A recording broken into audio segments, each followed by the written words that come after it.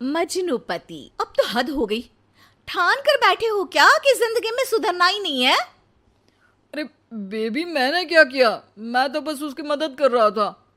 उसने स्माइल किया, उसे बोलो ना। यार, पत्नी हो मेरी, इतना भरोसा तो करो अपने पति पर। I love you baby.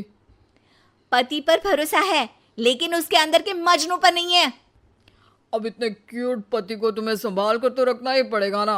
मेरा क्या कसूर बेबी। ओह, बस हाँ, ये क्यूट वाला नाटक ना मुझ पर नहीं चलेगा। और जो भी क्यूटनेस है, प्यार है, वो सिर्फ मेरे लिए है। ये छिछोरपंती छोड़ दो। शीनू और चीनू की शादी को 1 साल हो गया।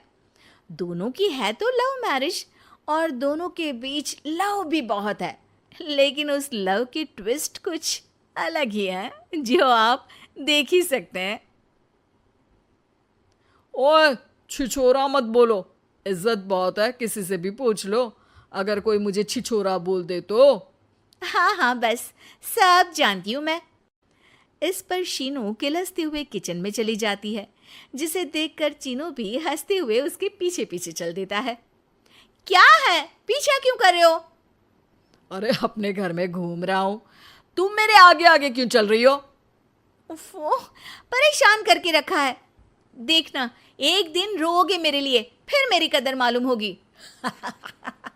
अरे चल झूठी।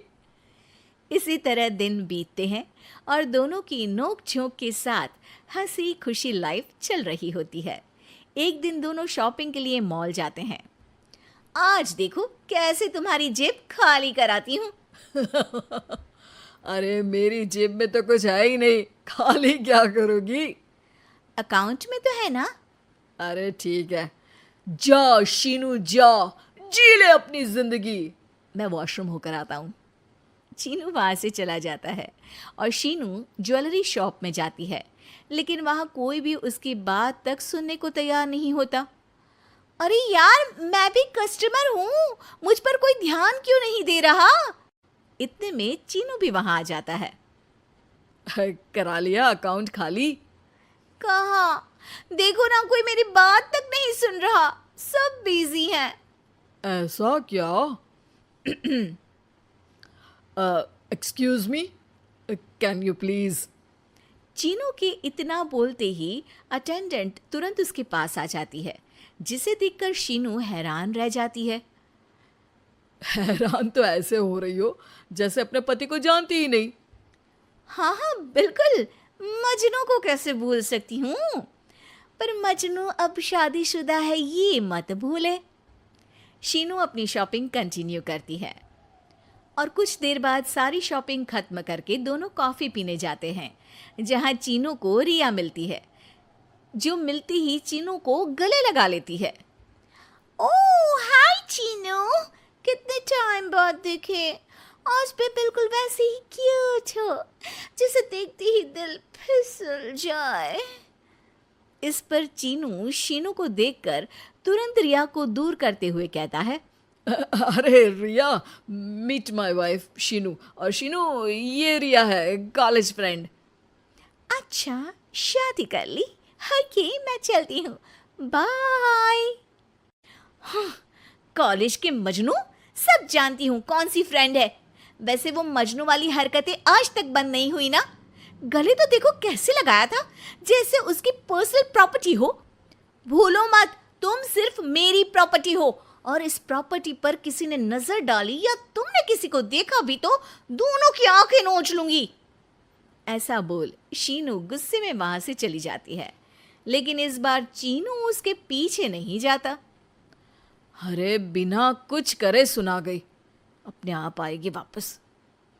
चीनू शीनू का इंतजार करते हुए वहीं बैठ जाता है। इसी तरह कुछ घंटे बीत जाते हैं, लेकिन ना शीनू वापस आती है और ना ही उसका फोन आता है, जिस पर चीनू घर पहुंच जाता है, पर शीनू वहां भी नहीं होती। ये सब देख वो बहुत परेशान हो जाता है। अरे, ये कहाँ गई? इतनी देर हो गई, अभी तक तो उसे वापस आ जाना चाहिए था। चीनू सभी रिश्तेदारों और दोस्तों को कॉल करना शुरू करता है, पर कहीं से भी शीनू का कुछ पता नहीं चलता। कहीं गुस्से में इधर उधर तो नहीं निकल गई? अरे पर जाएगी कहाँ? पूरा दिन बीत जाता है, लेकिन शीनू की कोई खबर ना मिलने पर अब चीनू उसे ढूंढने बाहर निकलता है। अरे कहीं उसे कुछ हो तो नहीं गया? नहीं नहीं, मेरी शीनू को कुछ नहीं हो सकता। कुछ समझ में नहीं आ रहा, कहाँ जाऊँ, कहाँ ढूंढूं उसे। अब चीनू सभी पड़ोसी और आसपास के मार्केट में ढूंढ आता है, पर कुछ पता नहीं चलता। पूरा एक दिन बीत जाता है।